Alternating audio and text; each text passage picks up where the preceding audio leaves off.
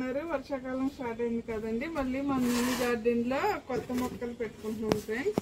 చూడండి, ఇది వేసుకున్నాం కోకో పీట్ వాటర్ దిగటానికి.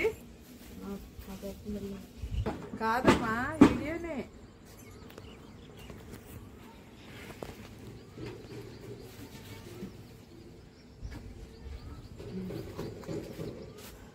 అక్కడ అదానికాడికి మూడతామంటారు కోకో పీట్.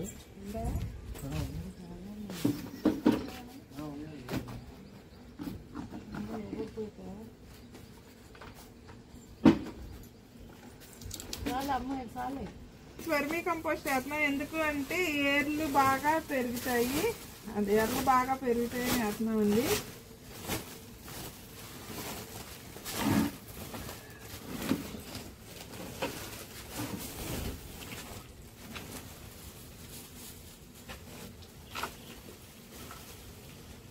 ఇది కొత్త గులాబీ మనం తెచ్చుకున్నాం గార్డెన్ లోకి.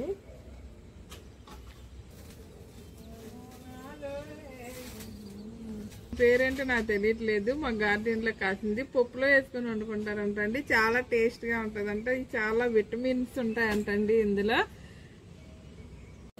ఇదంతా పొలంలో మట్టి అండి. చూడండి, మేము పొలంలో తెచ్చుకున్నాము.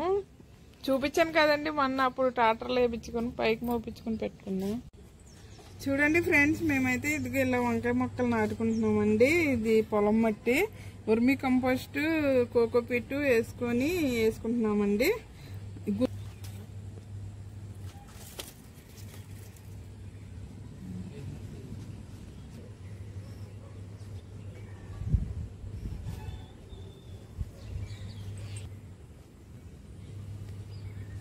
పని చేస్తుందో చూడు, ఏ కొండలు కలిగింది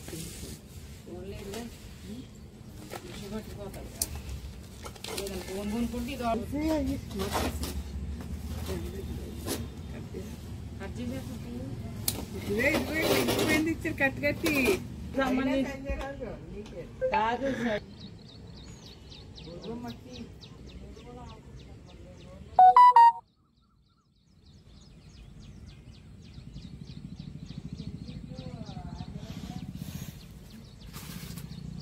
చూడండి ఫ్రెండ్స్, మొత్తానికి అయితే ఇలా వేసుకున్నాం మేము. వంకాయ చెట్లు, గులాబీ చెట్లు, అన్ని కొత్తగా టమాటా చెట్లు అక్కడికి వెళ్ళి తెచ్చుకున్నామండి, నర్సరీలోకి వెళ్ళి.